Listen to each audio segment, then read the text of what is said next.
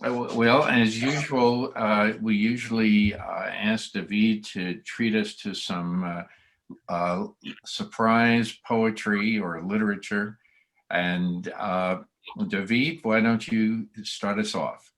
Thank you very much, Marty, and good morning, everyone. Shabbat shalom. Morning. Shabbat shalom.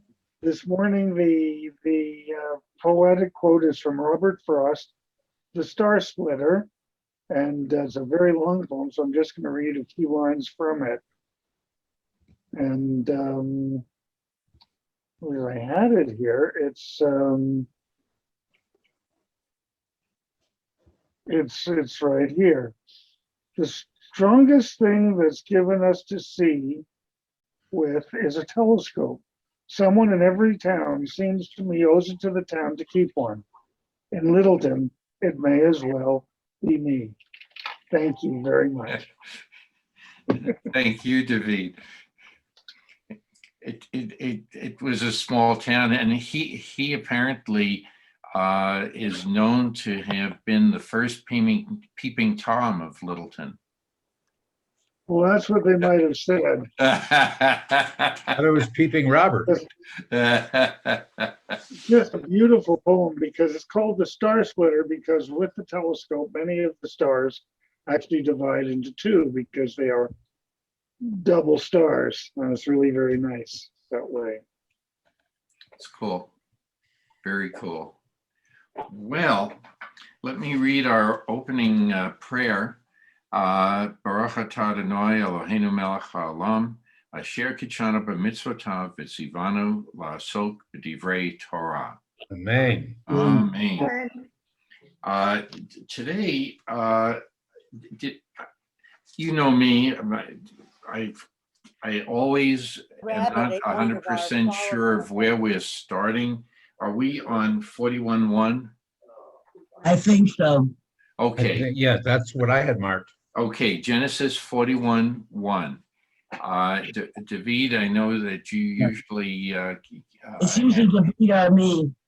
Doesn't anybody else want to read other than David and me? I mean, I guess not. You do such a wonderful job. So we'll. That's okay. The two of you do read very well, and so David, why don't you start us off, and then Ricky, you'll pick up when we have our next discussion. That will be perfect. Okay, thanks, Ricky. And it came to pass at the end of 2 full years that Pharaoh dreamed. And behold, he stood by the river. And behold, they came up out of the river 7 kine, well-favored and fat-fleshed. And they fed in the reed grass. And behold, 7 other kine came up after them out of the river, ill-favored and lean-fleshed, and stood by the other kine upon the brink of the river. And the ill-favored and lean-fleshed kine did eat up the 7 well-flavored and fat kine. And so Pharaoh awoke, and he slept and he dreamed a second time. And behold, 7 ears of corn came up upon one stalk, rank and good. And behold, 7 ears, thin and blasted with the east wind, sprang up after them. And the thin ears swallowed up the 7 rank and full ears. And Pharaoh awoke, and behold, it was a dream. Okay, let's stop at this point. And the question, it's fairly explicit. First, any comments about that you may have or questions? You know, I always turn it over to everyone.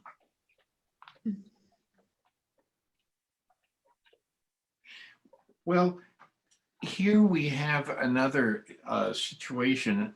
Think of this as the opening of a new story, and you have 2 dreams, and nobody can.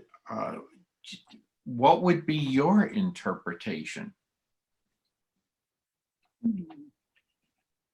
at this point? I know we're going to read on, and I know Joseph, would you be concerned? I mean, we spoke about dreams before, but would this be called a nightmare?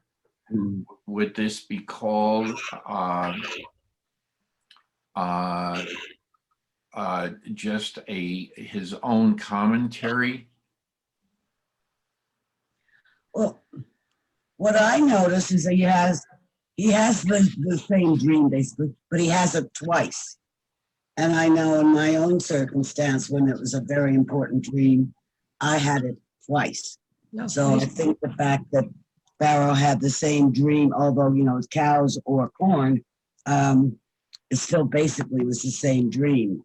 So I guess that's a way that God makes sure that you pay attention.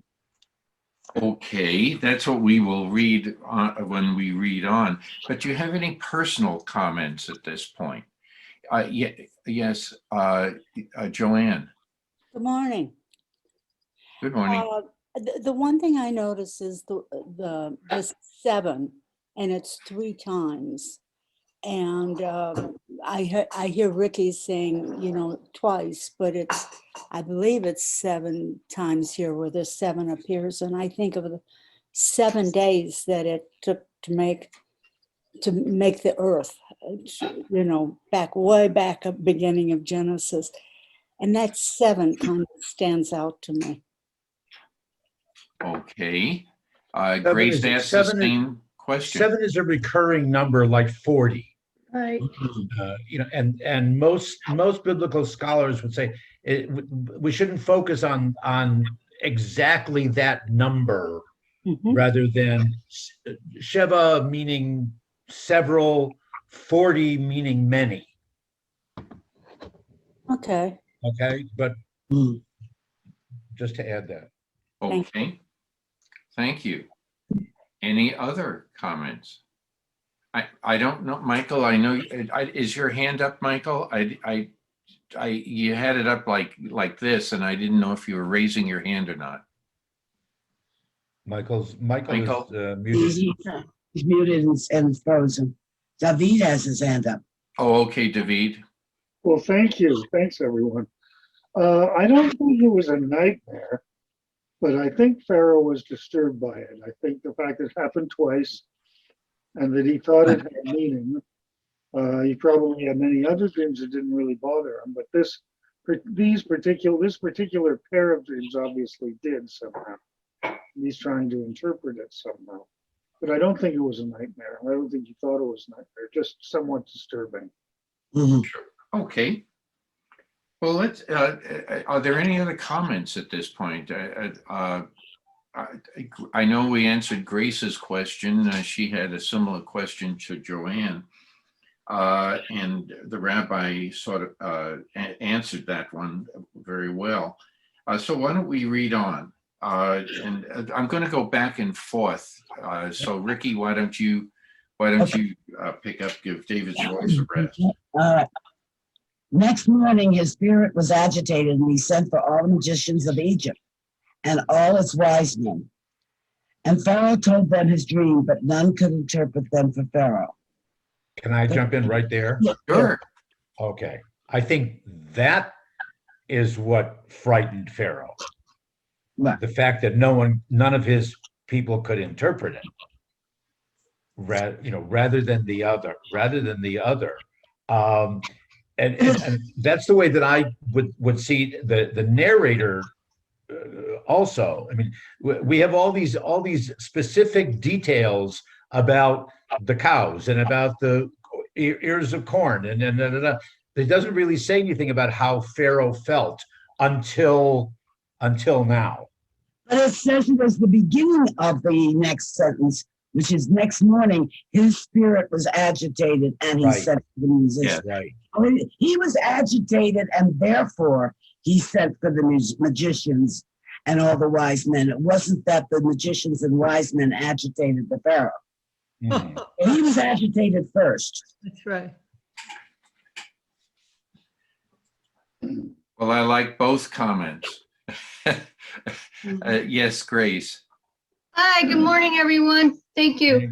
Good morning. Okay, so I've been reading the commentary, and it's talking about the good and the ill. So about leading up to, I would imagine, what is about to take place in the near coming days. But so his dream was also about cows looking normal and happy and healthy, and then they did not, and the corn looking normal and happy and healthy, and then it did not, or the corn, so I found that very good information. It helped me understand the whole story a little bit differently. That's all. I just wanted to make that comment. Okay. Thank you. I'm going to save my question for a little later. So are there any other comments at this point? Let's read on. So, Okay. Yeah, go ahead a little more. The chief cupbearer then spoke up and said to Pharaoh, I must make mention today of my offenses. Once Pharaoh was angry with his servants and placed me in custody of the house of his chief steward, together with the chief baker. We had dreams the same night, he and I, each of us a dream with a meaning of its own. A Hebrew youth was there with us, a servant of the chief steward. And when we told him our dreams, he interpreted them for us, telling each of the meaning of his dream. And as he interpreted for us, so it came to pass. I was restored to my post, and the other was impaled. Okay, let's stop at this point. Any comments? It's about time he fessed up. Okay. So it's sometimes you have to, it has to be the right time and place for things to happen. What would have happened if he remembered right away? Who knows? Excuse me, Ricky? Who knows Yeah. what would have happened? We'd have a whole different story. Exactly. So sometimes suspense is very important. It is remembering something that you should have done in the past, and then acting upon it another form of repentance. The veil-shirted gal is nodding her head up and down. Yeah. So we're all fallible. We forget to do something right away, but the story would have been a bit different. Yes, Wendy. And then Hilly. Okay, basically what it seems has been happening is what all I'll say the misdeeds or the bad deeds that they did were haunting them because they were feeling guilty, but they didn't care because they were probably doing this to their slaves. And of course, slaves have no feeling and it didn't make a difference. But knowing it was the wrong thing to do, the dream just said, oh, I'm about to be punished. And they thought maybe because they couldn't get it out of their mind. So probably had at the very beginning, they turned around and said, I know this does not come often, but I'm sorry I did whatever it was I did. The dreams may have stopped. Who knows? Well, thanks, Wendy. The thing about that's bothering me is that the Pharaoh and the baker are both having these dreams, and they hang the baker. I don't know if they hang him in the dream or not, but I'm wondering, they offered the capital punishment in biblical patriarchal times seems to go apparently whatever they feel like it. And that kind of bothers me a bit. I don't see that they should be hanging the baker because of a dream that he had or anybody else. But that kind of bothers me a little bit. And other than that, I agree with Wendy. One of the things that we often have mentioned in the past when we discuss the plagues of that occur in Exodus. Mhm. One interpretation that I've read is that these were actually tearing down various gods that were worshipped in Egypt. Mhm. And so I looked up. There was a god in Egypt that was worshipped called Neper, Neper, who is the god of grain. Mm. And so this can be very frightening. And I have to get the because I have to look up the cattle god and like that. But if this is true, this is sort of like something to come to be repeated in the future, that it may even be a sign of the future. So, gobbling up of gods, or that your gods are going to be in jeopardy. And just as Pharaoh could not interpret his dream, the wise men of this Pharaoh could not interpret the dreams. And then in Moses, you have the actions that occur. Moses can explain why these are happening, but the Egyptians are blind to this. And both are God-given messages. So when we dream something, is it to remind us of something that we should do or should have done? Is it God whispering to us in the dream? I don't know. So I'm just tossing that. Yeah, yes, Joanne. I guess I think a dream sometimes awakens you to something you have done or have not done. Dreams kind of look at your day or week or life and give you an idea on how a lot of times to go forward and or to make reparation for something you've done. And so your question kind of asks this, but it's, I think dreams are good for us. It helps us clear our mind. Yeah, I think it does. It sometimes gives us an answer of what to do or how we can move on with our lives. So, and I know Freud and Jung would have had a ball with these. Yes, Don. I think I commented last week that a big theme is knowing the future. It's the future, not knowing what's going to happen. It gives us the greatest anxiety. And so dreams are always, we want them to be a portal to the future, because we don't like not knowing what's going to happen. I'm thinking in this case too, I don't want to get ahead of the story, but I think Joseph may have invented the insurance industry. Helene, I'm sorry, I overlooked you and I apologize. Oh, And then Gail. that is never a problem. Everybody is saying very wise things. I think for me, the prediction, the possible prediction of what you may need to do, or pay attention to this. Pay attention, there's something going on here. And for me, it has moved me into action. When I have a dream for 2 times in a row, I recognize it and I act on it. And it almost always is the right thing to do. Interesting, very interesting. Gail?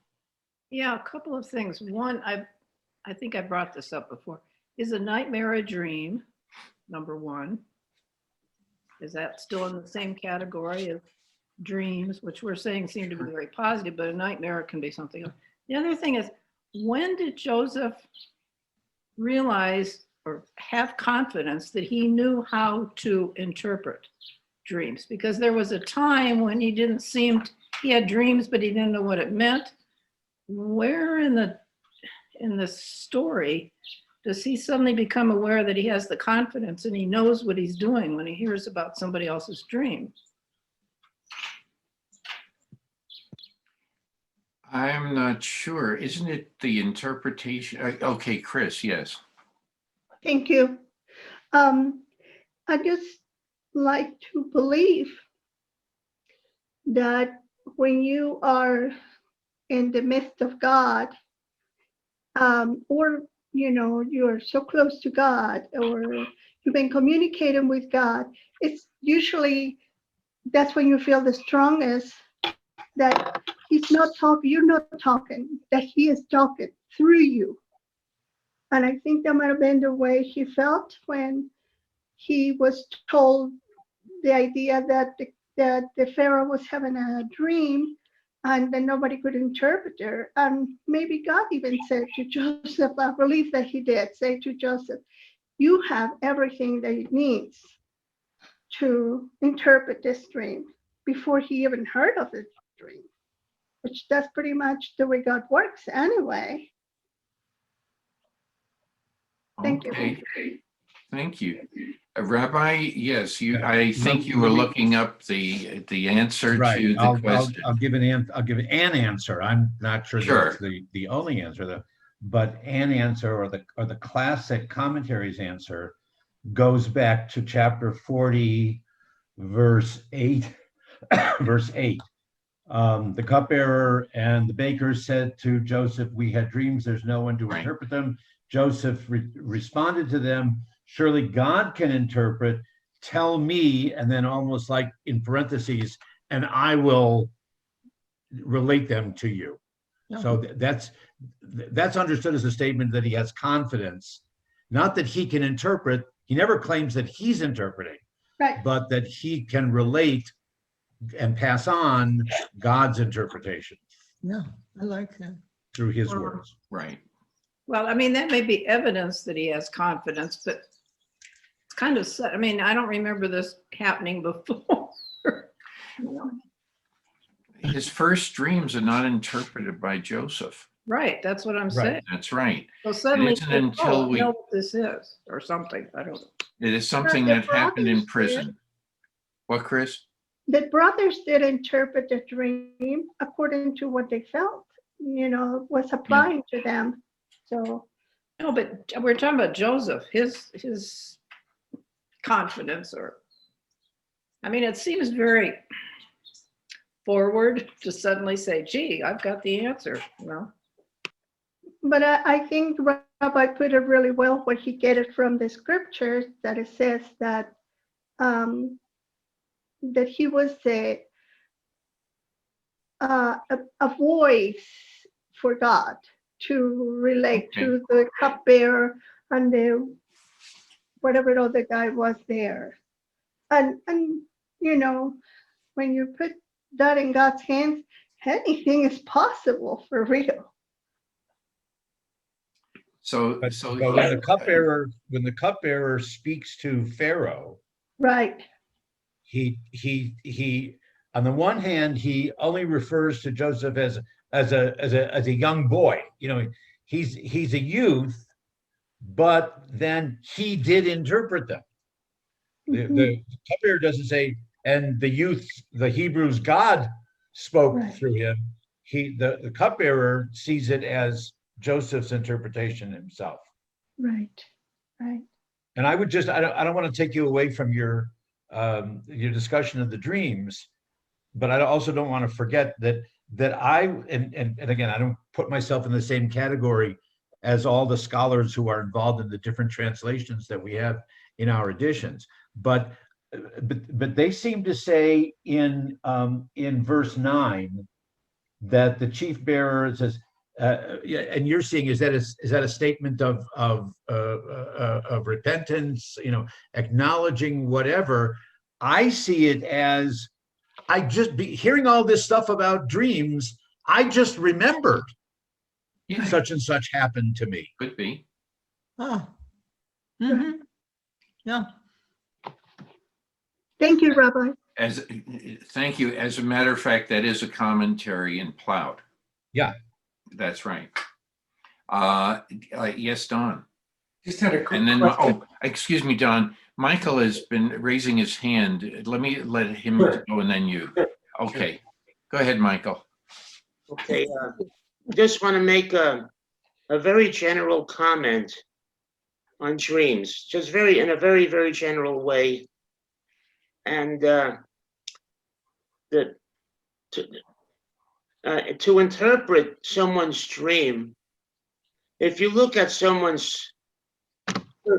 in-depth study of one's personality on a day-to-day basis, or something that the individual person may be involved in a particular way, I think the dreams can be connected and somewhat analyzed with not too much difficulty if you approach it in that way. I'm going to sort of underscore what you said, what you just said. Arthur Bernard, one of our former temple members, wrote a book on dream interpretation. He was a psychologist, and he even had established a major clinic for dream interpretations in California. And his technique was not his interpretation of the dream. He would throw it back to the patient. Mhm. What do you think your dream means to you? And then it would be more helpful to the patient in seeing, oh, aha, I just flash, I got that flash, I'm dreaming about this, or I'm dreaming about that. And then he would get the patient to expand on that. And it was a very helpful process for a lot of patients. So sometimes we have to rely on ourselves to interpret a dream also. Yes, Don and then Joanne. Yeah, there's a connection in the text that I don't see, that I don't understand, because the butler and the baker that Joseph was incarcerated with, their fates were under the instruction of the Pharaoh. So the Pharaoh knew what he was going to do, and he had the butler spared and the baker executed. And that doesn't come, I mean, it's almost as if the fates are detached, right? But I keep wondering, what was the Pharaoh thinking? That seems to me that should have been a focus of the story, because in essence, God is into Pharaoh's mind. Okay. And whether he feels threatened. And also, I hope nobody has any baker's dream before the bagel sale tomorrow. Good plug. Good plug. You know, and that's to put the baker to death is quite an undertaking. The baker is responsible, I guess, for making and lots of goodies for everybody. And if you mention just that one baker, that's quite unusual, because what I just said, that all these goodies and then in a community, if you don't have a baker, you got a big problem. Who's baking the bread and lots of things that people really, really enjoy. Okay. Joanne? I want to go back to what Gail said about nightmares and dreams. A nightmare is something that, at least in my experience, I wake up and I'm sweating and I'm pretty upset. And a lot of times nightmares happen a number of times. Whereas a dream, oftentimes, you only dream it once, but in the morning, you kind of sometimes know this was important. I need to look through this to find out what it's trying to tell me. But also I'm thinking of myself. As a child, I dreamed of fire burning me constantly. I would get to the fire would be, and it always woke me up. And as an older person, when I had this dream once, I thought, I've got to do something. In other words, take charge of this. And I built a bridge across the fire in my dream, but I must have been half awake. But I built, and that fire bridge worked. I never had the dream again. So that was, to me, was a nightmare. There's a difference there. Okay, yes, Helene. I'm thinking about the baker.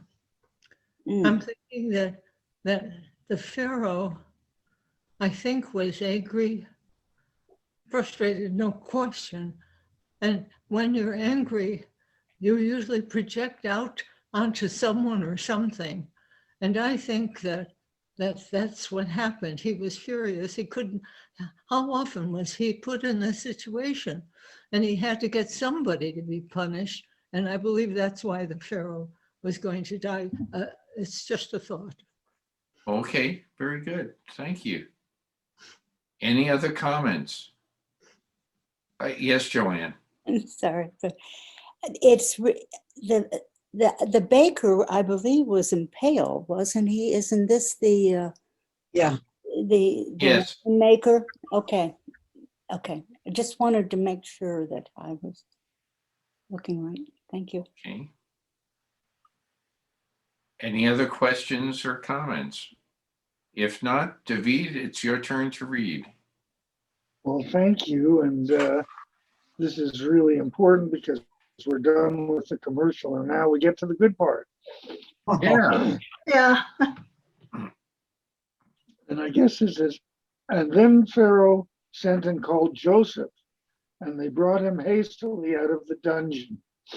And he shaved himself and took a shower and changed his raiment, and he came in unto Pharaoh. And Pharaoh said unto Joseph, I have dreamed a dream, and there is none that can interpret it. And I have heard any say of thee that when thou hearest a dream, thou can interpret it. And Joseph answered Pharaoh, saying, it is not in me. God will give Pharaoh an answer of peace. And Pharaoh spoke unto Joseph, in my dream, behold, I stood upon the brink of the river, and behold, there came up out of the river 7 kine, fat-fleshed and well-favored, and they fed in the reed grass. And behold, 7 other kine came up after them, poor and very ill-favored and lean-fleshed, such as I never saw in all the land of Egypt for badness. And the lean and ill-favored kine did eat up the first 7 fat kine. And when they had eaten them up, it could not be known that they had eaten them, for they were still ill-favored as at the beginning. So I awoke. And I saw in my dream, I guess this is in the second dream, behold, 7 ears came up upon one stalk, full and good. And behold, 7 ears withered, thin, and blasted with the east wind, sprung up after them. And the thin ears swallowed up the 7 good ears. And I told it unto the magicians, and there was none that could declare it to me. Okay, let's stop at that point. Well, this is the good part. Okay, yeah. I know. But any questions or comments at this point? By the way, I did have a chance to look up Hesat, Hesat, who was the god of, it was a god in the form of a cow. And she was said to provide humanity with milk. Okay. And the milk is also called the beer of Hesat. Okay, and it is in particular to suckle in the pharaoh and several ancient Egypt bull gods. In the pyramid text, she is said to be the mother of Anubis and of the deceased king. Wow. So the symbolism here, I just want to say that the symbolism here is also I think very important and I think this year when we go through the plagues, we will see what specific Egyptian gods were, for each one of the things that the plagues would mean. It could mean. The other thing is what crossed my mind with this. We had been just before these stories take place, we were introduced to a new name of God, El Shaddai. Mm. Mm. Mm. And I'm just wondering, is this a presage to the battle that is going to take place between the God of Israel and the gods of Egypt?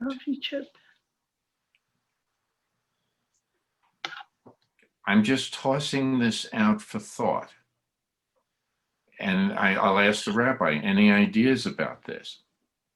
Yeah, you're talking about El, the name of God, who's going to be singing Dayenu, El Shaddai. Yeah. Okay, got it. So I'm wondering, I'm just wondering about all of this, how the story is taking place as a critic. That's all. So anyway, just more food for thought. But why would, and it's not El Shaddai here, it's never El Shaddai in this text, in this narrative. Yeah. But why would Elohim, in verse 16, according to Joseph, Elohim wants to provide for the shalom, for the welfare, for the peacefulness, the opposite of the agitation that was described for the Pharaoh. What would be God's intent in doing that? Chris, you have your hand up. Yes, I do. I just particularly enjoy this because to me it seems like an introduction, a welcoming, introduction is the right word, for the other people to see our God, to identify with our God versus their gods, versus whatever they did for the people. This was just Elohim, as Rabbi say, which means the one. And if you can just trust him, all of the things will be taken care of. And you don't need your gods to provide you for the milk or the dairy or the hay or whatever. So, and that has been always been the theme of this, that we will worship only one God, our God. And so I think that it's beautiful there because Pharaoh can definitely see, so what do we need Naples or all the other gods out there, when we can just have one? That's my thought. Thank you. Any other questions, comments at this point? So the dreams are repeated, and now we're and the story basically is repeated. Pharaoh is still waiting to have an explanation for the dreams. So verse 25, I'll go back to Ricky. All right. And Joseph said to Pharaoh, Pharaoh's dreams are one and the same. God has told Pharaoh that what he is about to do. The 7 healthy cows are 7 years, and the 7 healthy ears are 7 years. It is the same dream. The 7 lean and ugly cows that followed are 7 years, as are also the 7 empty ears scorched by the east wind. They are 7 years of famine. It is just as I have told Pharaoh. God has revealed to Pharaoh what he is about to do. Immediately ahead are 7 years of great abundance in all the land of Egypt. After them will come 7 years of famine, and all the abundance in the land of Egypt will be forgotten. As the land is ravished by famine, no trace of the abundance will be left in the land because of the famine thereafter, for it will be very severe.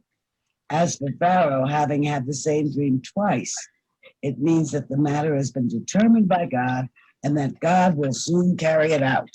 There's my twice having a dream. Okay. Any other comments? Do you think that, and this is just a side comment here, do you think Joseph could have been very much aware of cycles of rainfall for whatever reason? It's not stated, and he's just saying this to point out the fact, hey, I know what's going to happen with the climate, and we're going to, be entering this phase with lots of rain, and then that's going to be followed by a period of severe drought. Could he have, because historically we know that archaeologists have come up with not being able to predict cycles of rain, but they were written about in the hieroglyphics archaeologically. So do you think that he may have had that insight as a result of seeing it himself? Yes. Where would he have gotten that insight? He spent 2 years in jail. He was just a kid. He was in a pit. He was with his family. And, young boys don't pay attention to things like that. He wouldn't be the first prisoner in jail to have studied or learned some new skill or discipline or whatever throughout history. Okay, he had enough time in jail to read up on the subject. I don't know. He looked it up on the internet while he was in jail. Okay. I know. Yeah, okay, that. Larry, and then Chris. No. Okay, I think it was politically brilliant saying God spoke to Pharaoh in the dream, but you need me to understand and interpret. And he's building the relationship here and giving Pharaoh a lot of credit for being spoken to by God. Good point. I'm just going to ask the question, is that one of Joseph's character, how he behaves? What Larry just said. It does. He looked at the power structure, the lay of the land. It's a survival tactic. Sure. Go ahead, Chris. Well, just continuing with what Larry said, I worked 25 years in a prison system, and people do change, and people do make some good things out of life where they are in that situation. Many of them will say they get closer to God because there's nobody in the cell there but you and God. So it's very possible that, you will draw near him in the most desperate times in your life. And that's what Joseph was when I think all of this happened. He was ready to be used of God, and he was ready to be, I hate to say that word, use of God, but he was ready to listen to God and to do things the way God wanted him to do. And once again, I do believe that Pharaoh needed to be introduced to God in the right way. Interesting. Okay, Don, and then Joanne. What was the time lapse between this event and Moses when the plagues? Oh, wow. For 430 some years. That's right. Okay, so, all right, so they had some experience. Actually, 400, if you're allowing for the 7 plus 7, so it'd be 400 and close to 450 years. Okay, so they had some experience with cycles by then, yeah. Thank you. Okay. Thank you, Don. And Joanne, I think you had your hand up too. Yeah, I'm interested a little bit in the east wind. In other words, he really is, Joseph understands about the weather, etc. And since I'm from Dayton, and we've been here now 18 months, I'm very aware of the west wind and the east wind and the south wind, etc. And Joseph seems to know about that wind and what we're reading and has an understanding of it. And but the other thing I think is Joseph in verse 16 honors the God that's within Pharaoh by telling him God will see to Pharaoh's welfare. Joseph honors that God that's within all of us. And I really like that statement. Okay, I think that's a good one. I think Larry was alluding to that too. But those are good comments. Yeah. Any other comments or questions? Well then, David, why don't we read on? Oh, hold on a second. Before we read on, the boss has Oh, okay. And then we'll read on. Okay, wasn't right after Joseph started interpreting the dreams for Pharaoh like this, that they took him out of prison and he became a little bit more popular with Pharaoh? Yeah, that's what's going to happen as we go through this story. Now, the reason I'm saying that, knowing sort of what goes on, is I know I've been in situations with people who have been negative about themselves because they were actually fishing for compliments.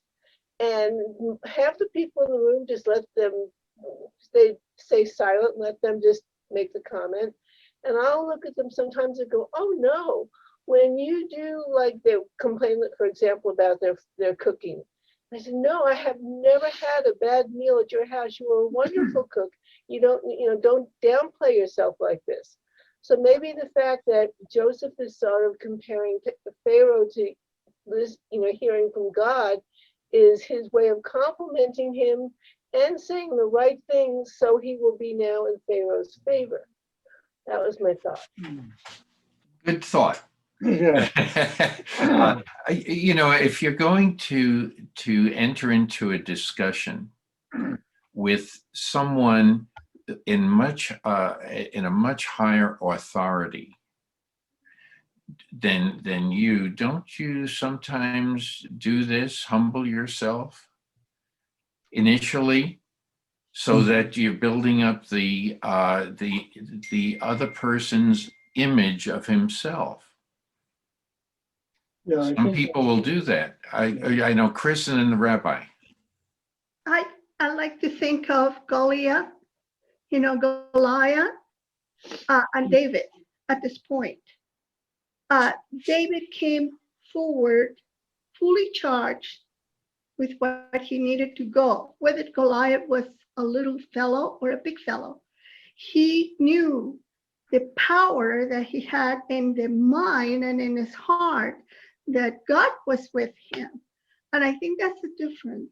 When you really know God is with you, then you become a Goliath yourself. That's my comment. Okay. Rabbi. Yeah, and talking about the humility before someone whom you're about to praise or ask a favor or whatever. Think of all the times that we'll encounter in the Torah of Moses coming, whether it's before God or whomever, and saying, oh, please, who am I? I'm only flesh and blood, and da da da. But please, would you listen to me? It's a Middle Eastern speech pattern to humble yourself before you then go ahead and ask a favor of or attempt to persuade someone to do something. That's the pattern. That's what But, Rabbi, yeah. can I Okay, ask- Chris. I'm sorry, but this is for the Rabbi. You can still humble yourself, but you can still state what you're saying us to be from your heart, right? I mean, Oh, certainly. as you're bold with your petition, what I'm trying to say is you humble yourself in the presence of that person, but you still carry out the message. There's a very, very famous quote in the rabbinate, and I'm not sure that I can guarantee that all of my colleagues remember it or live by it, but it's attributed to Rabbi Stephen Wise, whose name may mean something to some of you, one of the leaders of the Zionist movement, American Zionist movement. Actually, it was in German, not in even in Yiddish. Is mach sie nicht so klein, du bist nicht so groß. Don't make yourself so small. You're not that big. Yeah. I like that. Okay.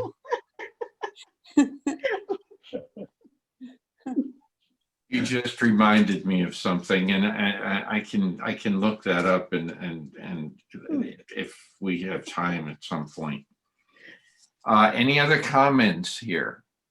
Gail, yes. I just want to say, of people that compliment before quote authority, you want to be careful that they're not a Uriah Heep too. You're right. There's a lot of them out there. All right. Well, shall we go on? Sure. Okay. And for that, the dream was doubled unto Pharaoh twice. It is because the thing is established by God, and God will shortly bring it to pass. Now therefore let Pharaoh look out a man discreet and wise, and set him over the land of Egypt. Let Pharaoh do this, and let him appoint overseers over the land, and take up the fifth part of the land of Egypt in the 7 years of plenty.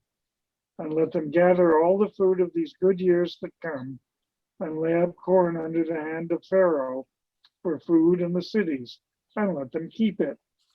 And the food shall be for a store to the land against the 7 years of famine, which shall be in the land of Egypt, that the land perish not through the famine. And the thing was good in the eyes of Pharaoh. Any other commentary here?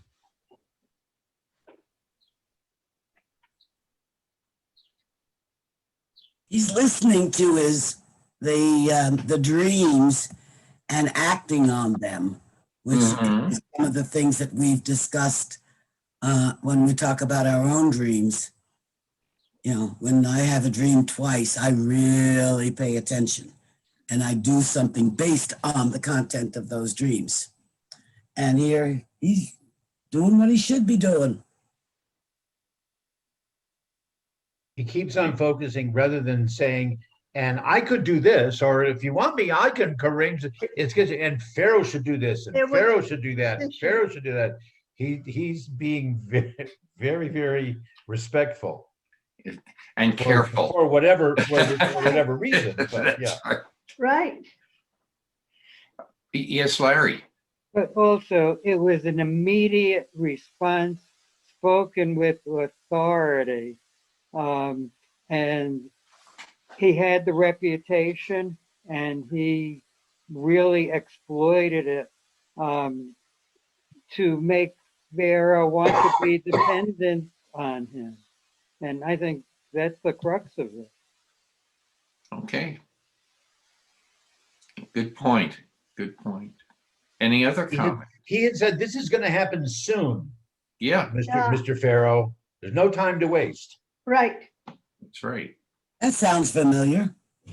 I think that's beautiful that Pharaoh heard Joseph and abide to his words. And Pharaoh put all the trust in this young man. Everything that was available to him, he said, you will be like the second before me. I mean, it's I and then you. And that alone, it blows my mind to think that somebody had been in prison and he had gone through all the things he had gone through. He was the second to the Pharaoh, and he could control everything that was in Egypt at the time. And I think it's beautiful that God can, utilize human beings to do something like this. Thank you. Thank you. This is an example of commentary before the passage. Yeah. Sorry. I get carried away. I'm going to let Ricky read on. The plan pleased Pharaoh and all his courtiers. And Pharaoh said to his courtiers, could you find another like him, a man in whom is the Spirit of God? So Pharaoh said to Joseph, since God has made all this known to you, there is none so discerning and wise as you. Oh, he's really sucking up. You shall be in charge of my court, and by your command shall all my people be directed. Only with respect to the throne shall I be superior to you. Pharaoh further said to Joseph, see, I put you in charge of all the land of Egypt. And removing his signet ring from his hand, Pharaoh put it on Joseph's hand. And he had him dressed in robes of fine linen and put a gold chain around his neck. He had him ride in the chariot of his second in command, and they cried before him, Abrek. Thus he placed him over all the land of Egypt. Okay. What the heck is Abrek? Wait a minute, let me just. Okay. All right, two Rabbi. First, this is the first example of someone who's described as having the Spirit of God. Right. In him. We'll see that much later on, but Salel and others and Joshua, but this is the first time, and it's the Pharaoh who uses the term, not even a Hebrew or a Jew. Notice then Ricky was asking about Abrek. Notice the connection between Abrek in Egyptian and Baruch in Hebrew. Okay, they come from the same Semitic root, blessed one, the glorious one, so to speak. Yeah, it says here, bow the knee as though from the Hebrew barak to kneel. So, yeah, because you kneel, that's your berech is your knee.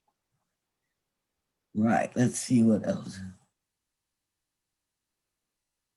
So, and the other thing is, okay, go ahead. Yes, Joanne. I'm just wondering, how long do we have any concept of how long Joseph was in jail or imprisoned, etc.? I mean, was it 10 years? Was it 7? 2 years. He was still a youth, so I'm not. Any ideas? Yeah, it said it was 2 years. Well, it was 2 years from when the others were let out of jail. Right. Oh, okay. Right. Would he be in his late teens or early 20s? Because I'm trying to think of the stories that led up to this. So he'd be fairly young. Yes, Gail. Yeah, Rabbi, I have a question. When the Pharaoh says to Joseph, he refers to God. He doesn't say your God or one of my gods. He just says God. I find that kind of interesting, that he doesn't define or separate, it's not, I find that kind of interesting. Well, the assumption is that Pharaoh recognizes that the Hebrews have a God. Yeah, but he doesn't say your God. He just says God. Recognizes the name. Okay. Right. Right. Is it in the Hebrew scriptures? What does it says, Rabbi? Elohim. Elohim? So that Elohim, is yeah. God, yeah, our God. Right. Yeah, but Well, Eloheinu would be our God, but. Okay, Elohim would be just God. Okay, Mhm. okay, well, that's right, Elohim. Yeah. find that interesting. Okay. Any other comments? Well, then let's read on a little bit. Okay, shall I? Go ahead. Yes, David. Okay. And Pharaoh called Joseph's name Zebanath Paneah, trying to keep it simple here. And he gave him to wife Asenath, the daughter of Potipharah, priest of On. And Joseph went out over the land of Egypt.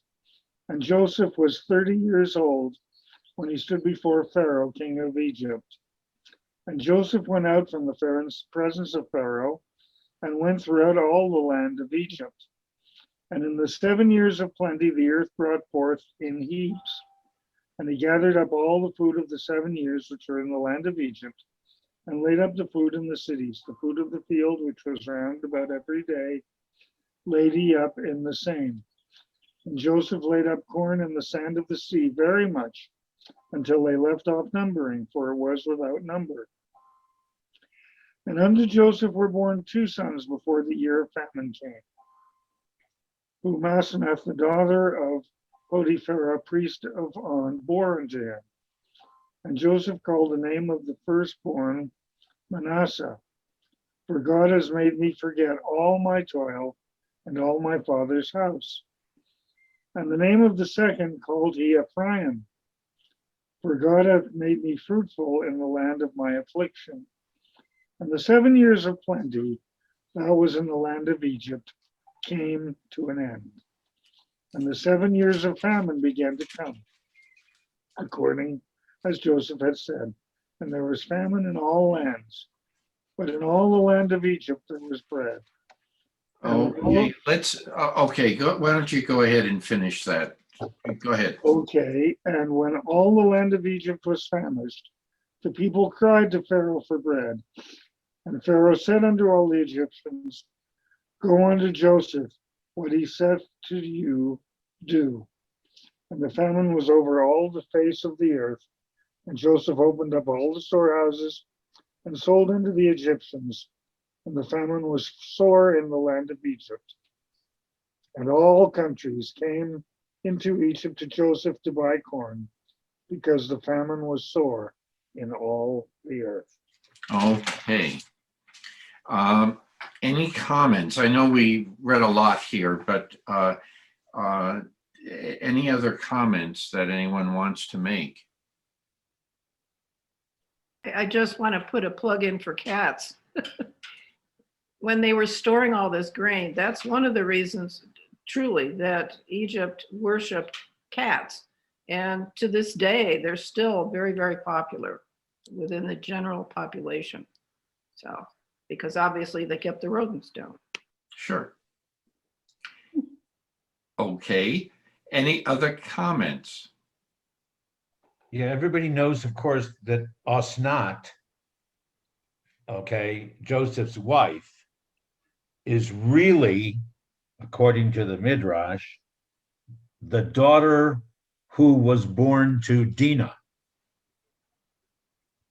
Okay, and she was brought to Egypt and adopted by whichever way you want to read it, Potiphar on, with whoever, and Potiphar, recognizing the importance of Joseph for the future of Egypt, and recognizing that, of course, he had not fallen prey to the seduction efforts. So Potiphar is willing to give his adopted daughter to Joseph. So Joseph winds up marrying his own cousin, and it stays in the family. So there you go. It all makes sense. Sure. I think it's an interest. I mean, God forbid, Joseph marrying an Egyptian. Good enough for Moses, it should be good enough for Joseph too. Well, that comes later. That's right. Yeah, right. So I think that that's good. By the way, just it's an aside. My father's Hebrew name was Ephraim. Mhm. Okay, and Well, and every Shabbos, a Jewish male child is blessed in the name of Manasseh and Ephraim. yes, the other is that my uncle, who was a rabbi at the time, gave me my name. I mean, had given. I apologize. My great grandfather gave my father his Hebrew name, and the fact that I was born just going into World War II, it's just an interesting part, because my dad wound up being in the same thing in World War II, and had to go through another round of affliction. And coming to the affliction that my great grandfather would have been commenting about were the affliction that the Jews had in coming to America. His family would have had a very difficult time. So I just find it interesting, about Jewish names and how they're arrived at. But anyway, yes, Larry. Friedman's commentary. Like Moses, Joseph marries the daughter of a priest. The Pharaoh would naturally provide Joseph with a prestigious marriage, but he would be disinclined to let Joseph, a foreigner, marry anyone from the royal house. Marriage to a woman from a distinguished priestly family would be the next best thing. Okay, another comment on it. I just think it's very interesting. All the discussion is very interesting. Yes, Don. Don, you're muted. You're muted, Don. Sorry about that. Yeah. Yeah, there's an awful lot going on in these few verses, because based on a dream, we have economics going on with insurance against future natural catastrophe. We've got, and it says Joseph was selling the grain. And so now there's a question of price controls and hoarding, monopoly. It's like a whole economics lesson that's covered in just a couple of verses here. It's pretty interesting. Good point. Yes, David. Yeah, this is just a personal question. What was your dad's given name in English? In Hebrew, Ephraim ben Moshe. And in English? Excuse me? In English, his name? No, it was Alfred. Alfred, because my younger brother was also Ephraim. His name was Jerry. Interesting. And that is interesting that name is used for a number of at least more than one English names. So I just thought I'd ask about that. Well, thank you. Yes, Rabbi. Yeah, there's. I understand David's question, but there's not always a connection in translation or using the first letter and making the first syllable connect one to the other. I know many families that the English name that they give to a child is named after one person. The Hebrew name is named after somebody else. So there's not necessarily the connection. Right. So any other comments? Okay, I guess where did we end it? We went through this. I think I got lost. I got kicked off and I came back on.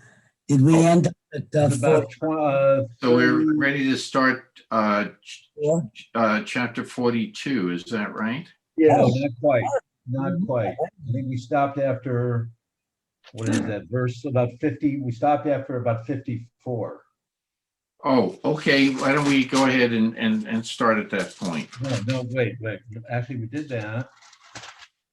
We did finish, yeah, that's right, he was gonna stop and then you said, no, go ahead and finish the paragraph. Right, Okay, finish the chapter. My apologies. it's okay, it's okay. So So, is it- so I got kicked off. My internet died, but I'm back now. oh, okay, Because of the east wind. Hmm? It's because of the east wind. There you go. We're all having internet We difficulties. do this have week. an east wind today too. yeah, Okay, so 42. 42, 42. verse 1. The size of the universe. When Jacob saw that there were food rations to be had in Egypt, he said to his sons, "Why do you keep looking at one another? Now I hear," he went on, "that there are nations to be had, rations to be had in Egypt.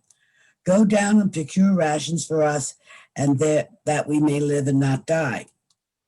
So 10 of Joseph's brothers went down to get grain rations in Egypt. For Jacob did not send Joseph's brother Benjamin with his brothers, since he feared that he might meet with disaster. Thus the sons of Israel were among those who came to procure rations for the famine extended to the land of Canaan. Okay, any comments? Yes. He's afraid that Benjamin might meet disaster, but he doesn't care about the other 10. Huh. That's my comment. Who is his favorite wife? Well, we know why Benji's his favorite, Yeah, but he just totally throws the other 10. Well, that's, I mean, he could have sent 5. He didn't have to send all the other 10. but they're older too. The older ones to do the trading and everything. I don't know. But why did he need to send all 10? That's my question. 5 could have done the job. Maybe even 3 could have done the job. Okay, Marcia. Good question. Marcia, you are muted. Marcia, you're muted, Marcia. No, now she. Marcia, you are muted. Back and forth.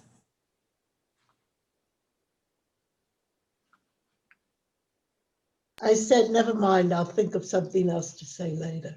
It's just that he wanted them all to bring something, that they were coming for a lot of people.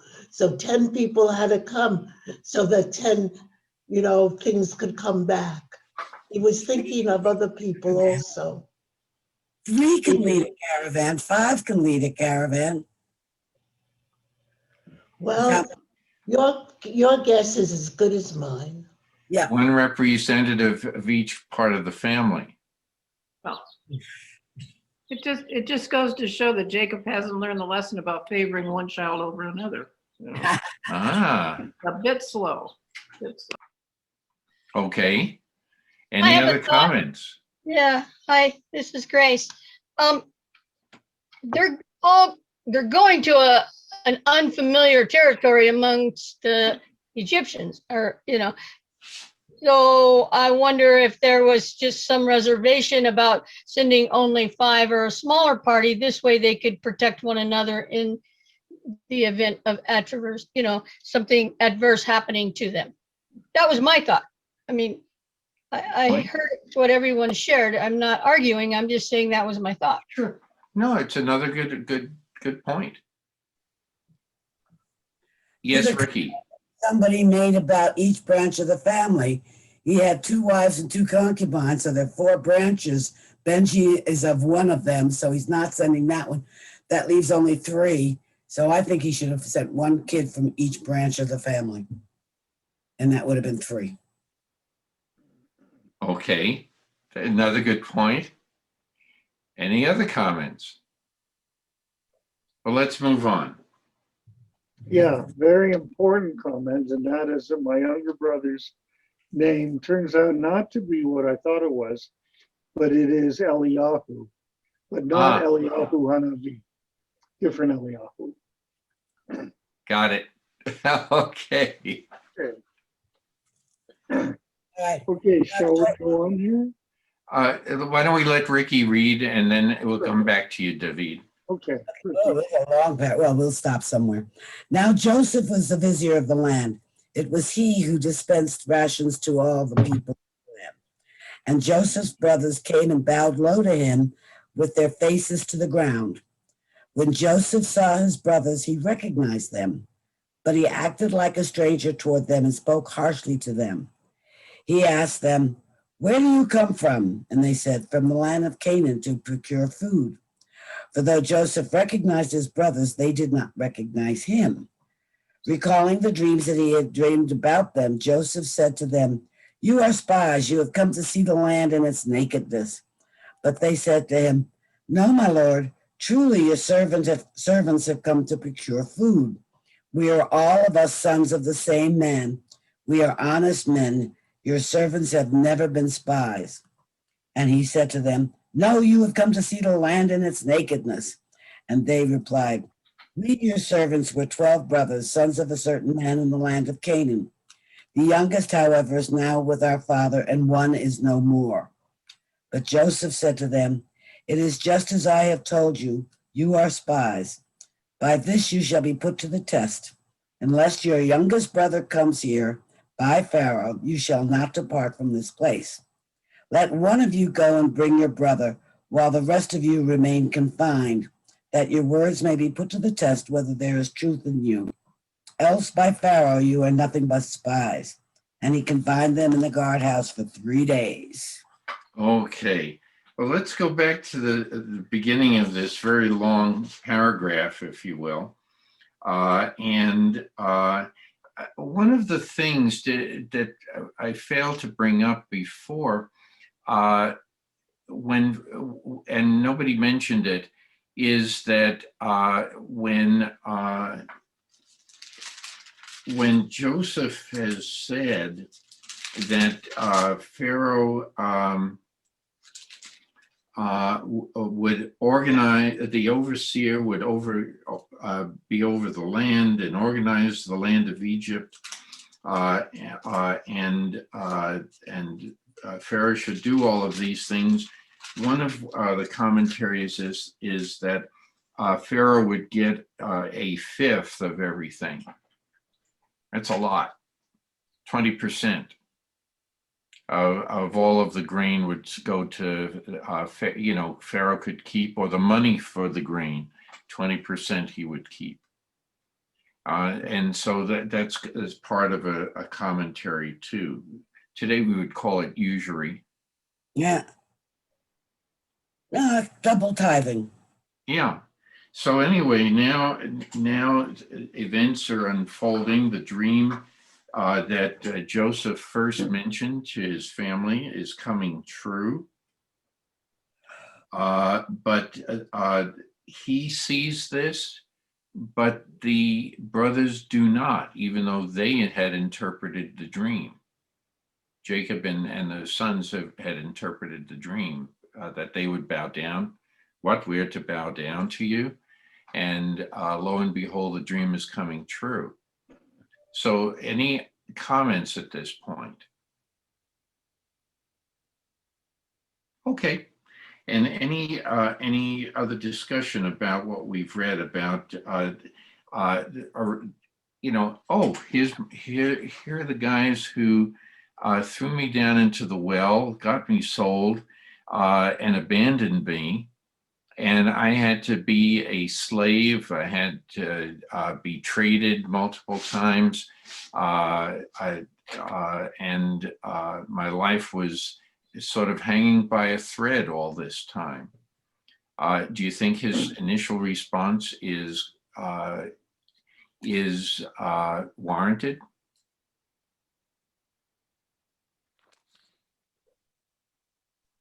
He sees his brothers, long lost brothers, and the first thing that came to his mind was, what's going on here? Yes, go ahead, Ricky.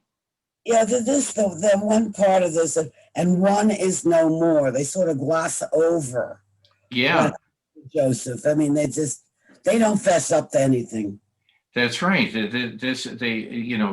But even Joseph recognizes who they are and is able to, of course he'd be upset. It sort of speaks for itself, but their response still is trying to cover what really happened, Right. as Ricky points out. Mm. Any other comments? Yes, Marty, up until now, they've been called the sons of Jacob.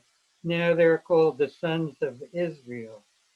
This is the first time, and it's as they come to Egypt. And one explanation is that is in Egypt that they will grow and become the nation that will be known as Israel. So this is in a couple of the commentaries. One of the comments that we made a number of months back now was that whenever Jacob does something that is for his own personal gain, he's called Jacob. And when he does something for the good of the community, he is called Israel. We noted that before. And I think your comment dovetails into this, that he's doing something not just for himself, and the brothers are not doing it just for themselves. It is for everyone back home. Yeah. So the community is relying on them. Yes, Gail. Yeah, the other thing I'd like to remark on, and Joseph remembered the dreams that he had about them. He must have kind of been smiling to himself a little bit and going, oh yeah, that dream I had, they're going to bow down to me, and here they are. I'm not so sure he's angry. He's just thinking through the process. How can I, torture him a little bit before things get straightened around? But he remembered his dream that he'd had about him. Because at the time, he didn't seem to know. They knew, but he didn't. So what does he wind up doing to his brothers? He throws them in jail. Yeah, we're going to find out about that. He says, let one of you go and bring your brother, while the rest of you remain confined. Well, he has total power, So yes. He can do anything he wants. But I don't think he's being cruel. He's just being very, what's the word, exacting. Okay. Let's read just verse 18. Ricky, if you were reading, so Joseph said to them, do this and you shall live, for I am a God-fearing man. Okay. What would it mean? He's taken an extra 3 days to mull this over. What do you think when he's saying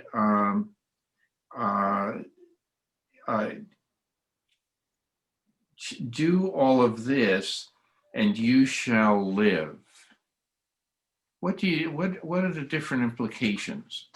Obviously, there's face at one level is you can just interpret it, well, if you do all this, I won't kill you. Okay. But what else could that imply?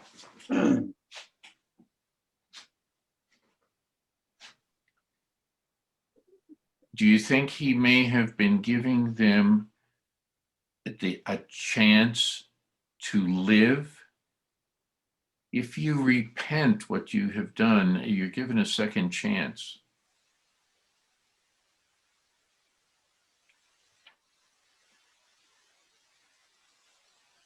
Okay, here she comes. I saw the lips moving and David's hand goes up. So here comes Wendy. Here comes Wendy. We were having a discussion back and forth. I wasn't going to get up, but you know, Joseph just wants to get a little bit of his own back. They put him through hell growing up. They tried to kill him. They think he's dead. And he wants to torture them just a little bit so he can get back some, you know, just some feeling of, okay, now I'm making things right with the world. that was it. Sounds like a Okay. really dysfunctional family. But why do It's very true. spies? Any other comments? Yes, Ricky. Why spies? I mean, I just don't understand. You know, we probably could have accused them of a lot of things, but why accuse them of being spies? I don't know why. Maybe it just popped into his head. I'll accuse them of being spies. I don't know. I do not know the answer to that question. Rabbi, any comment there?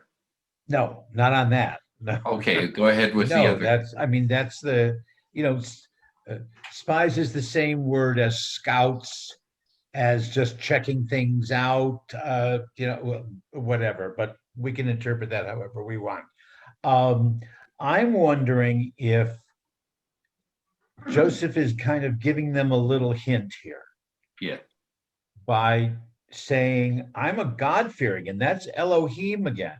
Yeah. He doesn't say, you know, listen, I'm second in command to Pharaoh and da da da da. He says, I'm doing this because I'm a God-fearing, because I believe in Elohim.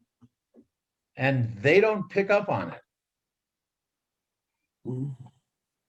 So but I wonder if he's just giving them a little bit of a hint there.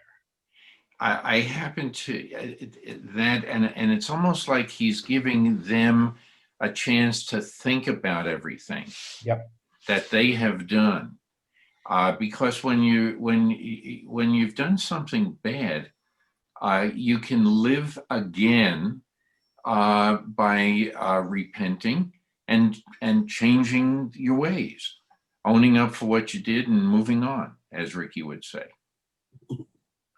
So I think that there's a hint here in this sentence.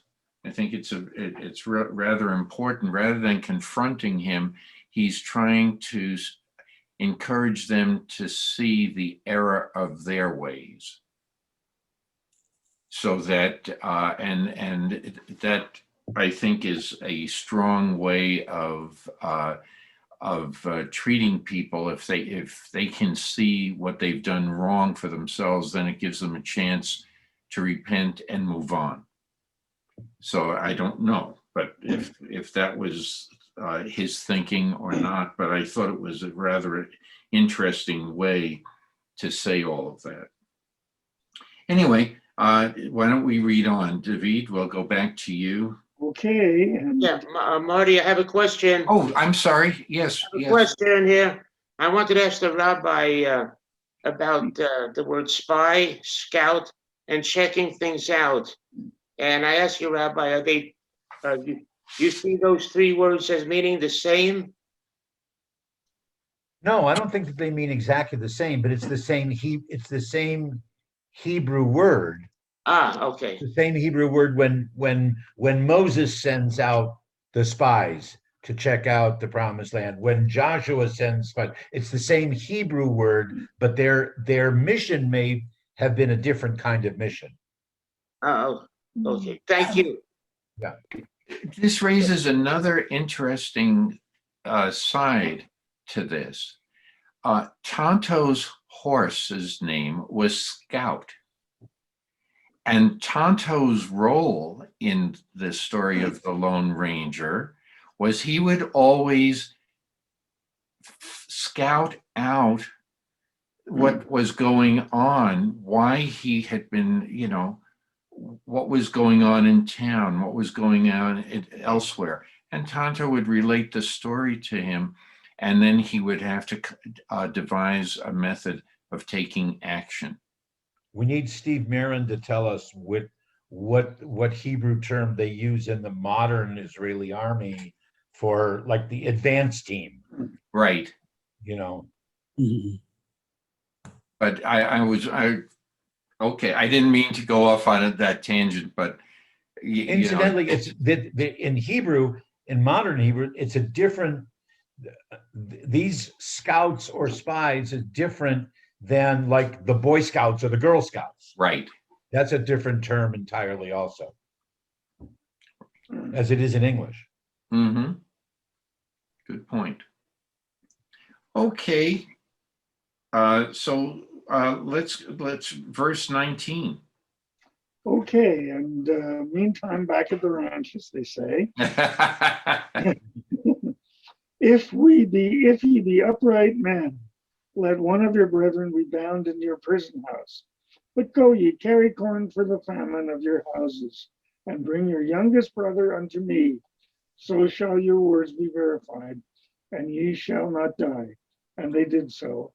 And they said one to another, we are verily guilty concerning our brother, in that we saw the distress of his soul when he besought us, and we would not hear. Therefore is this distress come unto us. And Reuben, Wendy, we have Reuben here. And Reuben answered them, our friend Reuben, and he said, spoke I not unto you, saying, do not sin against the child, and ye would not hear. And therefore also, behold, his blood is required. And they knew not that Joseph understood them, for the interpreter was between them. And he turned himself about from them and wept. And he returned unto them and spoke to them, and took Simeon from among them, and bound him before their eyes. And Joseph commanded to fill their vessels with corn, and to restore every man's money into his sack, and to give them provision for the way. And thus was it done unto them. And they laded their asses. Why don't we, okay, go ahead and finish with verse 26. We'll get off the asses. And they laded their asses with their corn and departed thence. Okay, any comments, questions?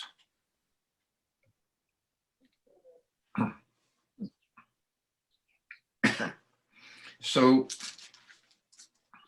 Yeah, Joseph certainly forgot Hebrew very quickly, didn't he? Yeah.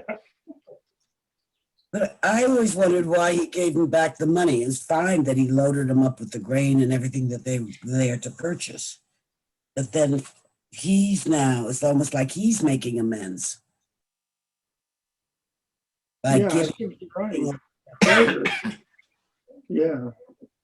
and That's it could be fine. interpreted that way, yes. Or is it just another display of his own power?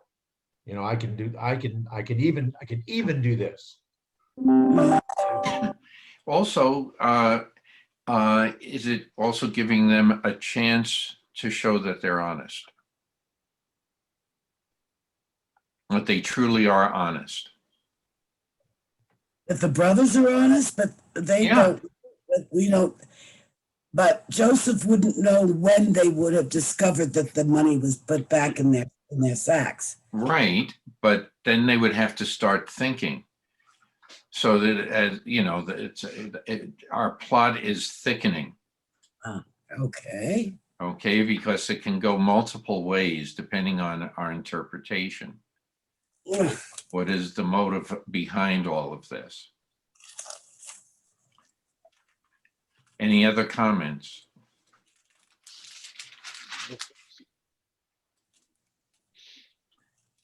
So Ricky, would you like to pick up on verse 27? All right, let me put that Bible down and get back to this one. Okay, verse 27. As one of see already they're opening their sack. Okay, as one of them was opening his sack to give feed to his ass at the night encampment, he saw his money right there at the mouth of his bag, and he said to his brothers, "My money has been returned. It is here in my bag." Their hearts sank, and trembling, they turned to one another. What is this that God has done to us? Any comments at this point? Yeah, that's definitely a stopping point. Any ideas? Trembling, let's see, what is, Well, why are they trembling? yeah, trembling, and then why are they attributing this all to God? I mean, what has God done to us? You know, Right. why me? You know, it's they're My really, God, yeah. yeah. Okay, David, It's me again. May I think because usually somebody who is, I'm going to say not forthright or a crook, they project what they would do in a situation on what was just done to them. And what they're thinking is all of our money is back in our sack. Are they going to come back and say we stole this, and then real harm will come to us? right? That, that's what I was just thinking that they were thinking because they were not as righteous as they proclaimed. So it's a good possibility. Yeah, the last paragraph, by Joseph putting the money back, Joseph now has the power to accuse them of taking it. You know, so Of theft. sides of that same coin. Marcia, Okay, this commentary says, what is this? The brothers, like their readers, do not know why the money is in each of their sacks. Will it be sources of economy, relief, or cause them trouble? Translated here, but redeemed as lo or behold, elsewhere in the translations, appears at the beginning of this phrase to emphasize the drama of the discovery of the money. Here is also indication of a shift from the narration to the character's point of view. okay. My other book, Money's Been Returned. His fright was greatest when he recognized the money in his as his own, so that he was vulnerable to a personal accusation. This was part of Joseph's scheme. He wanted the brothers to realize how fully they were in his power and that he could do as he pleased with them, according to Rabbi Hirsch. Okay. Rashi says, what is it that God has done to us by letting us be suspected? For the money was returned only to furnish a pretext for a plot against us. That's what Rashi says. Sure. You got two good commentaries there. So let's get another rabbinic commentary. Norm? Every time I say OMG, it doesn't mean that I really believe that God was involved in every single thing. It just, that's the phrase, the way it comes out. Perhaps. Okay. Good point. Don? Yeah, I'm thinking there must be some additional tension there because there's a famine across the land. There must be tension between Canaan and Egypt, or the idea of spies wouldn't be a big issue. And I don't know if there was border control, but the brothers had to be heading back to Jacob across some sort of border, and now they've got the grain and a lot of money. So that kind of heightens the stress of the scene. I mean, I'm guessing there because it's certainly not mentioned in the text.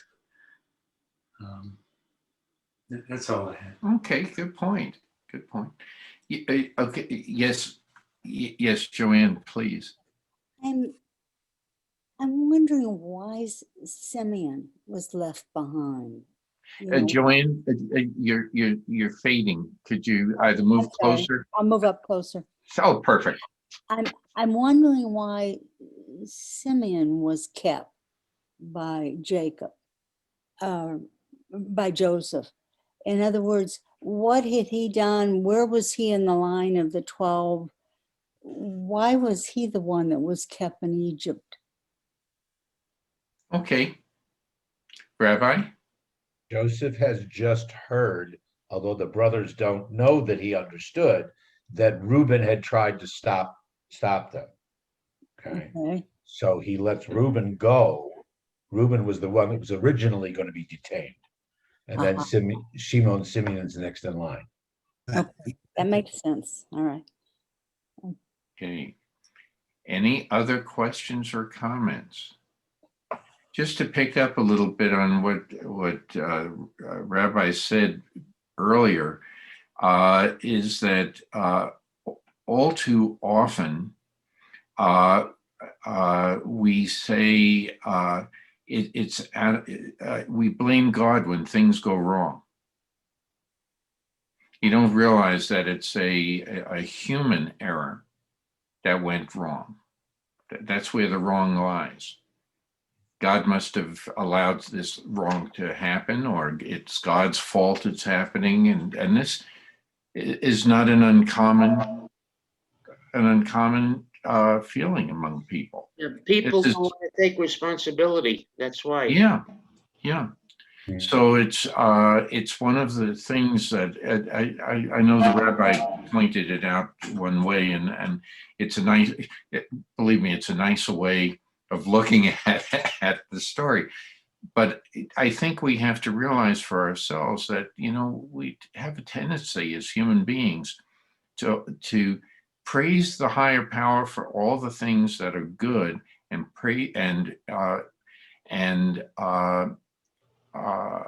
blame all of the ills that we do on the same source. I just find it curious. Well, you can get very philosophical right there, because if God is all, God is everything, then God is both the good things and the bad things. Does he allow certain things to happen that are bad? For the sake of, you have to continue the sentence. For the sake of. That go on. That is the point. That is the point. For the sake of the overall, if you will, prophecy, the community, things can happen. Or the lesson. That's right. Right. That's right. And what's so the lesson of the Holocaust? Well, that was one of the issues in people's minds about. Some said, "Why did God let this happen to us?" Right. And the answer? We don't Depends on who you read. There's a lot of answers. Yeah. A lot of answers to that. And it also goes back to what Ricky was saying, that if you believe that God causes everything to happen, then, and if God causes them, you're willing to bless God for the good things, then you must also acknowledge God, if not bless God for the bad, the painful as well. But not all Jews, and certainly even today after the Holocaust, I don't think that most mainstream Jews do believe that. Exactly. Well, the book title, When Bad Things Happen to Good People. When, right. Not why, when. Well, that's right. Yeah, exactly. It's an absolute affirmation of the fact that bad It things will happen. There will happen bad things to everybody. Mm-hmm. Shortcut is shit Not happen. if they will. Yeah. How many of us have gone through some sort of adversity only to grow from that painful event? Oh, absolutely. I've mentioned that many times, that I think any one of us can think of some what at the time seemed horrible now is such a blessing that happened. That's it. Right there. The adversity I went through is what has given me the courage and strength to be who I am right now. Exactly. Sure. Yeah. All these things that happen, they actually are lessons in life. Mm-hmm. They make us think what we could have done to prevent it. how we could have prevented. And that they just come down to one thing as a lesson. Some of them are very hard. Some of them are hard. They're different they're different levels of lesson. Not just that it's a lesson, Okay, seeing you survived it, just that you've survived whatever it is an acknowledgement of your own strength without thinking about it being a lesson. Just Right, exactly, exactly. Good, well said. I think both are correct in what Michael said and Ricky said. Yes, Gail. Yeah, I wouldn't call it a blessing to have a bad thing happen, but you can certainly make it a growing or a learning experience. Right. But not a blessing. No, I don't consider that a blessing. But the learning experience is the blessing.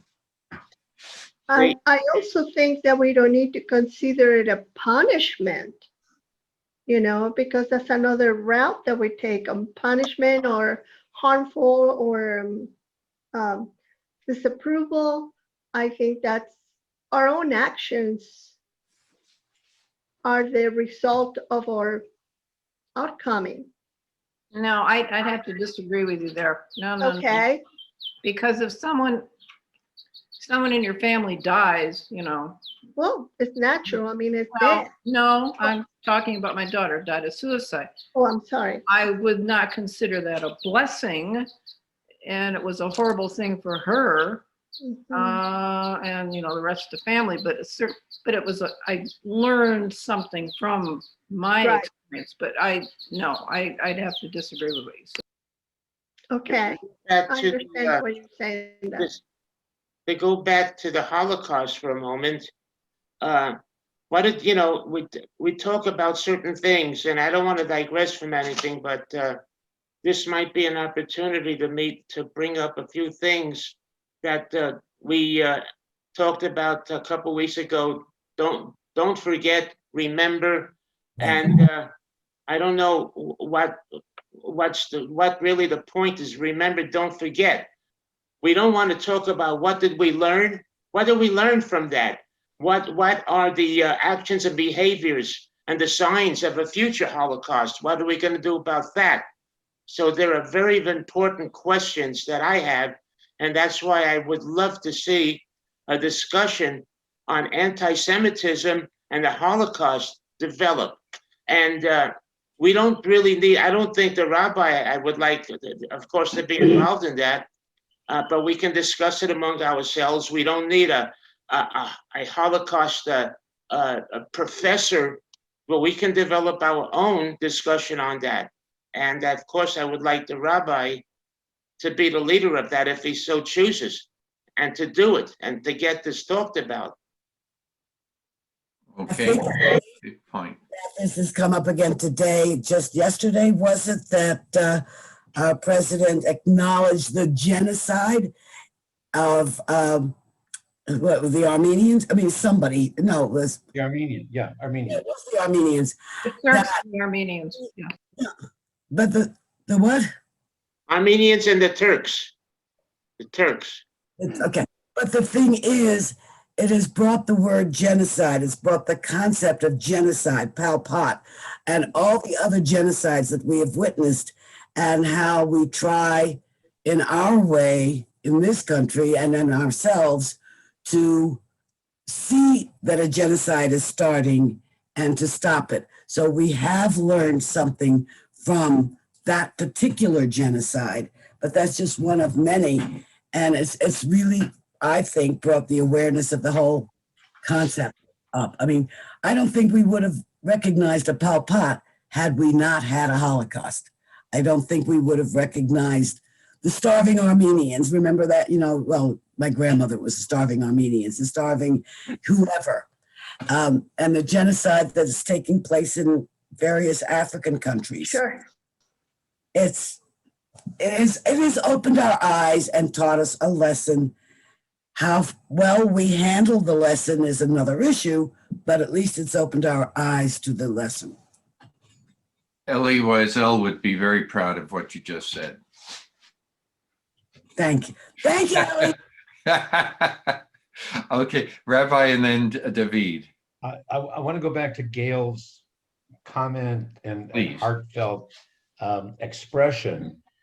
The Jewish tradition, again, not everyone accepts it, but Jewish tradition, I'm trying to choose my words carefully, doesn't necessarily see the painful or the terrible as being a blessing.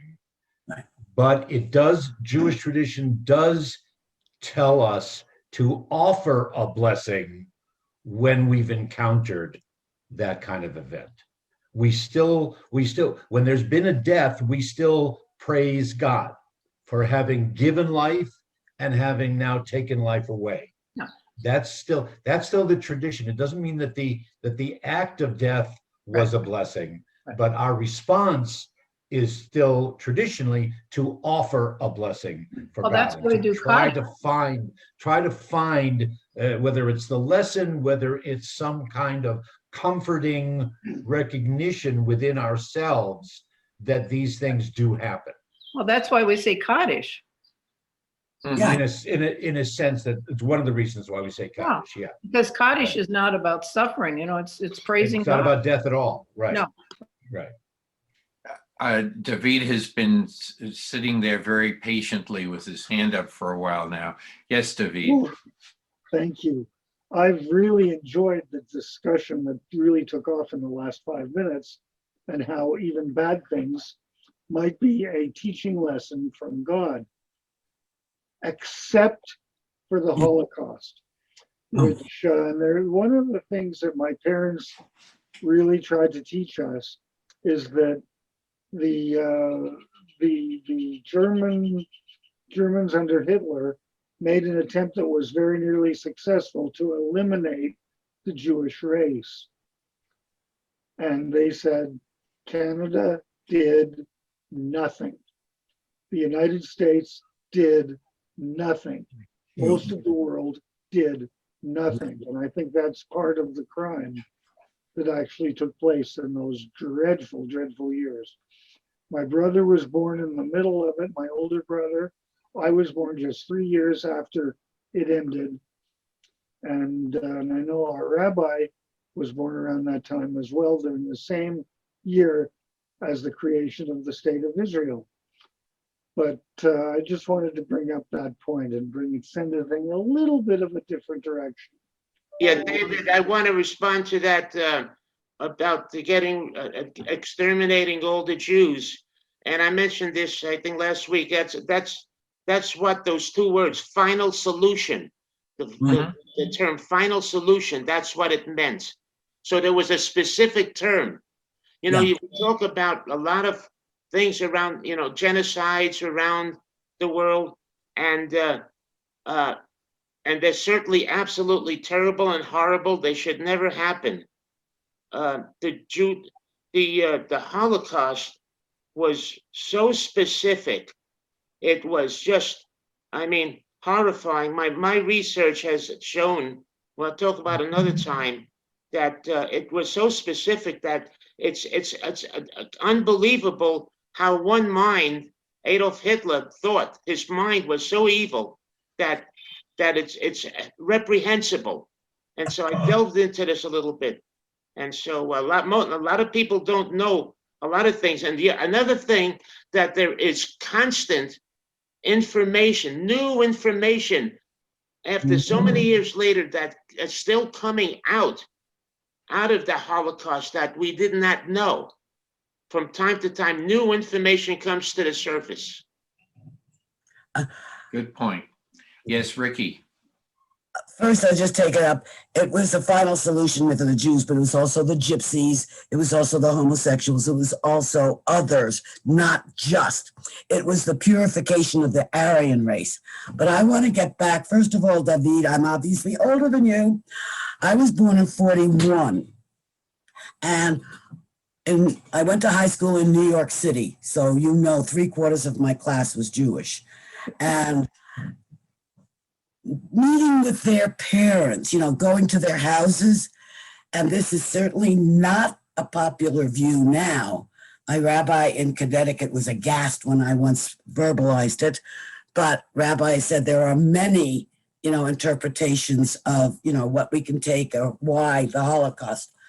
But what I remember from my high school friends' parents was them saying that it was like we strayed and therefore we were punished. I mean, I'm going to put it very loosely in that sense. So many other times the Jews strayed, and then the Assyrians came, or the Babylonians came, or the Romans came. Well, this time it was Hitler came. It was just one more of that type of thing in the Jews' history. So that's not popular now. I mean, at least it wasn't with my rabbi in Connecticut. He just jumped all over me and gave me 12 other reasons, but which I don't remember. But that the final solution, it wasn't just, there was just so many parts to this. It was not just one people's, it was not just one event or, one time. It's happened many times. And like I said before, now we know what genocide is. At least we can use that word. We didn't use that word until I don't know of any historical event where they used the word genocide when one country would, take over and kill everybody of the other country. So I think we have learned something from this, as awful as it is. And that's what I've said many times. We go through awful experiences, and if we come out the other side, hopefully we've come out a better person, stronger person, whatever, courageous person, and we've learned a lesson. We still have a lot of anti-Semitism today.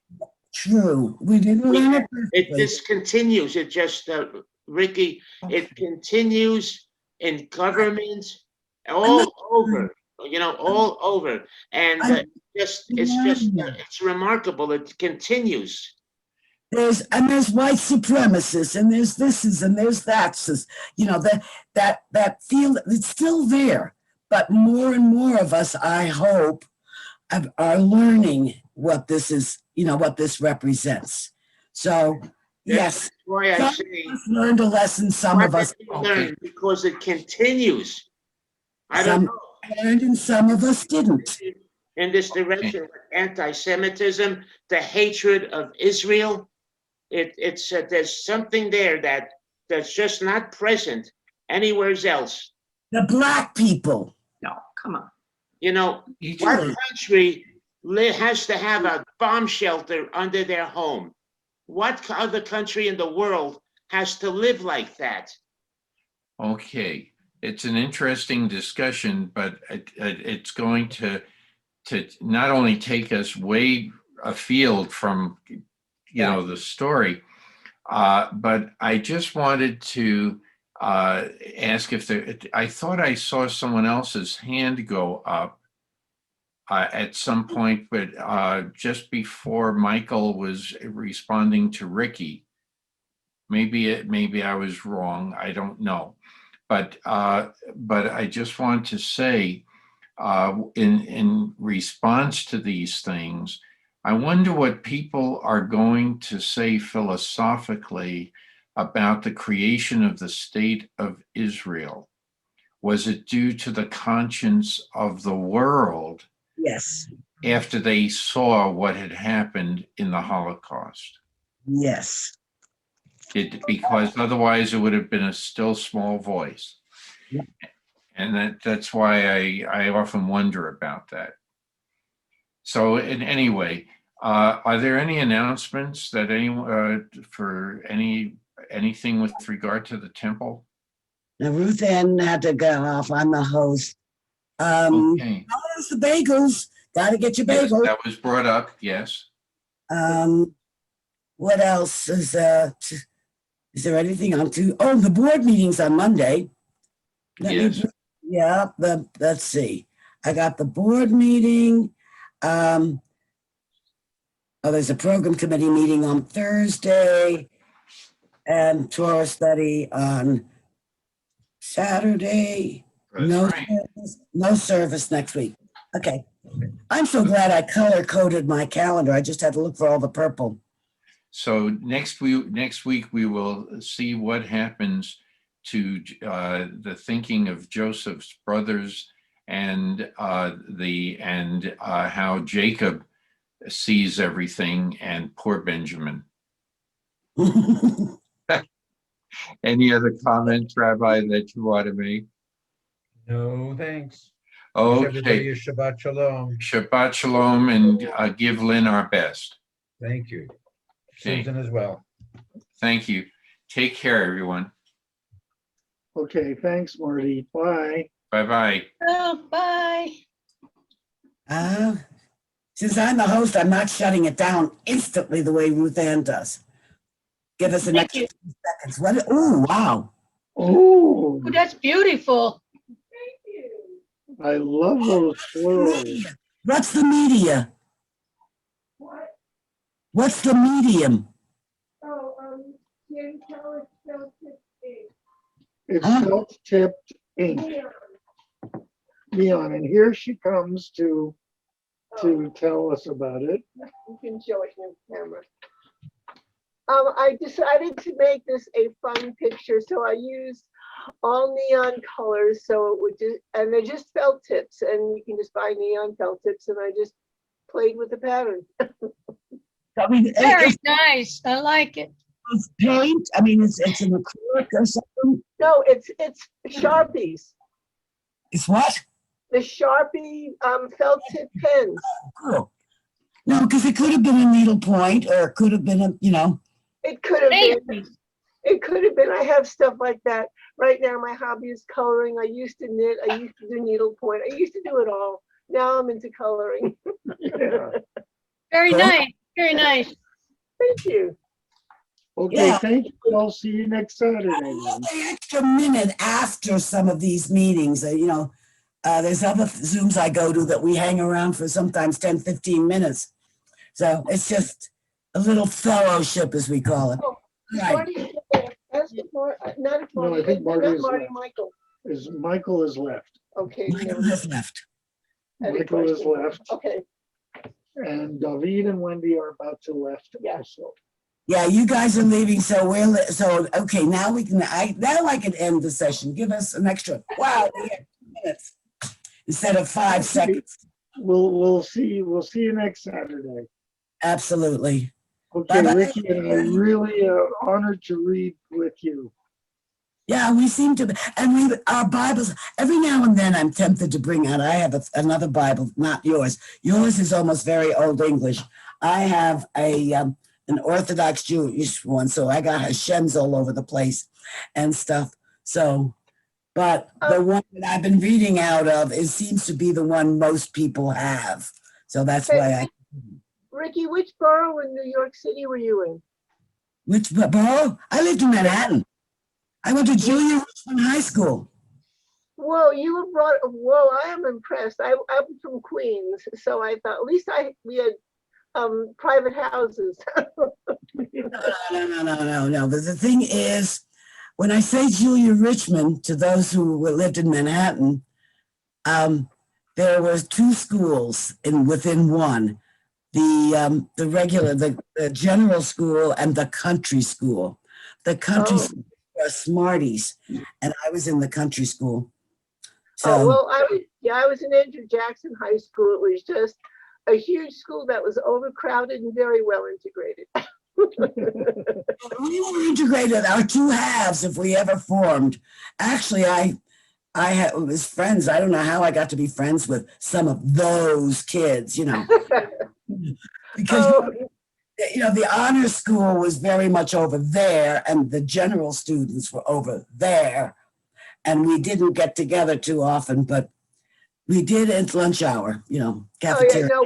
We were all mixed together. So there was and my friends were all the super smart people, so I never felt smart, but they were my friends, and that was good.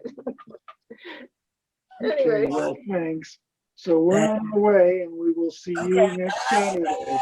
I'll turn us off now. End. It says end, not leave. Okay, end. Bye. Okay, bye.